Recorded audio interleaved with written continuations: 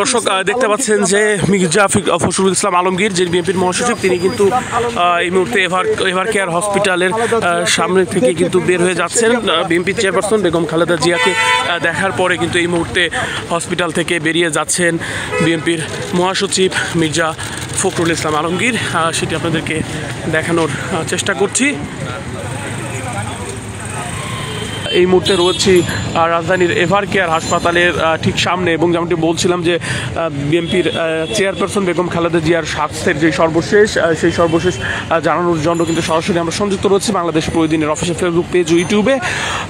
এই মুহূর্তে যেই সর্বশেষ খবরটি রয়েছেন যে বিএনপির সিনিয়র যারা নেতাকর্মীরা রয়েছেন তারা কিন্তু এভার কেয়ার হসপিটালে কিন্তু এসেছেন, এবং বেগম খালেদা জিয়ার যে সর্বশেষ যে স্বাস্থ্যের যে সর্বশেষ পরিস্থিতি সেটি হয়তো বা তারা বের হওয়ার পরে যদি গণমাধ্যমে ব্রিফিং করে তাহলে হয়তো সঠিক যেই তথ্যটি সেটি হয়তো বা আমরা জানতে পারবো কিছুক্ষণের মধ্যেই।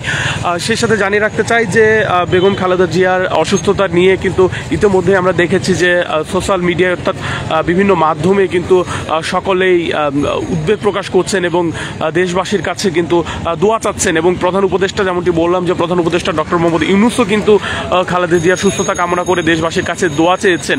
আর এই মুহূর্তে হাসপাতালের বাইরে আমরা যেটি দেখছি যে বিএনপির যারা নেতাকর্মীরা রয়েছেন, বেশ কিছু নেতাকর্মীরা কিন্তু হাসপাতালের সামনে অপেক্ষা করছেন, অপেক্ষমান কিন্তু রয়েছেন।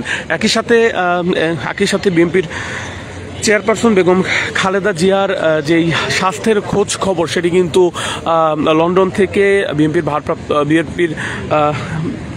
ভারপ্রাপ্ত চেয়ারম্যান তারেক রহমান কিন্তু সার্বক্ষণিক খোঁজখবর নিচ্ছেন।